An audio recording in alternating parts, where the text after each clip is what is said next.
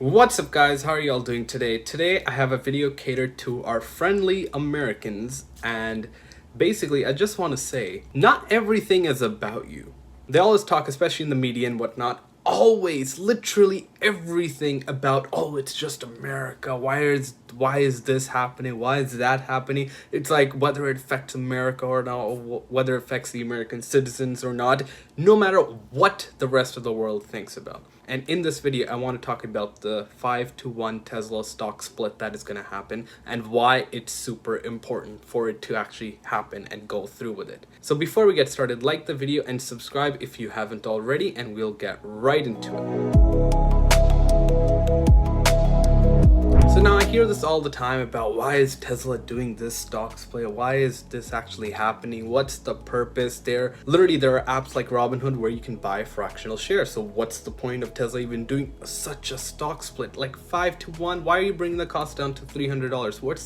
What's the point of Tesla doing the stock split? What is the point? Philip, we're up in the 8% range in the after-hour session in terms of a gain. Karen, we saw the same sort of phenomenon with Apple when it announced its stock split. We saw the rise and the rise and the rise. And I'm not really sure what the notion that the retail investor, I guess, can access the stock a little bit more easily. I guess. I mean, the math of it, obviously, it does not create any value, but that people think it creates value, so therefore it does. It's kind of ridiculous, especially since we've seen that you can do, partial shares now. You can do trading with little or zero cost commission.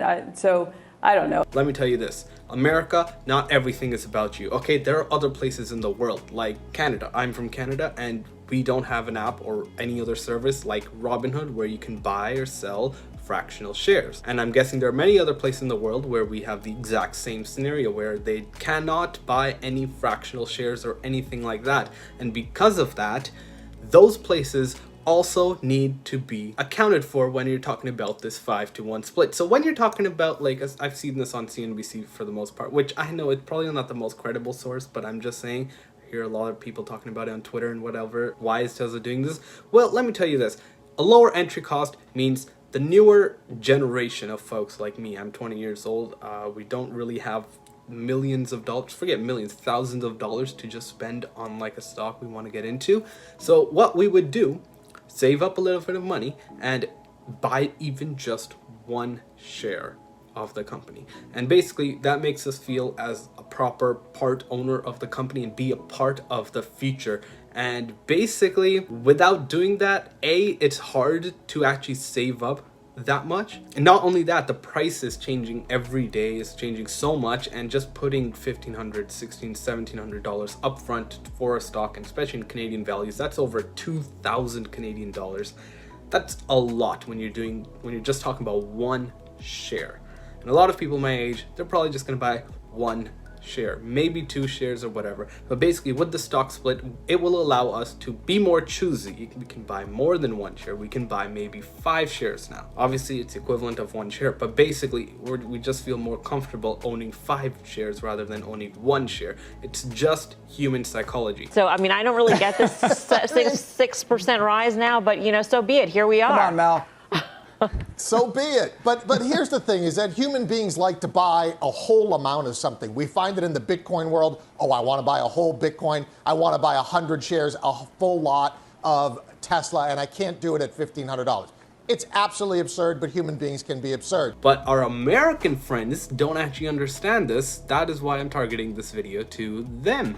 They don't care about the rest of the world, I assume, because if they did, they would actually understand, okay, well, there's a complete nation filled with millions of billions of people in other parts of the world who don't have the same resources as you Americans do. Forget just Americans, even Americans don't have those resources. What am I talking about? Most Americans, 80% of Americans are in debt, 80% or 90%, 70%, something along that very high number of Americans don't even have $1,000 saved up for an emergency. Are you kidding me? Even those people can't invest. Now, obviously, those people probably aren't the same type of people who are going to invest, but basically they actually have the option of downloading, say, Robinhood, or using the service of Robinhood and actually buying and selling fractional shares. I don't have that option in Canada.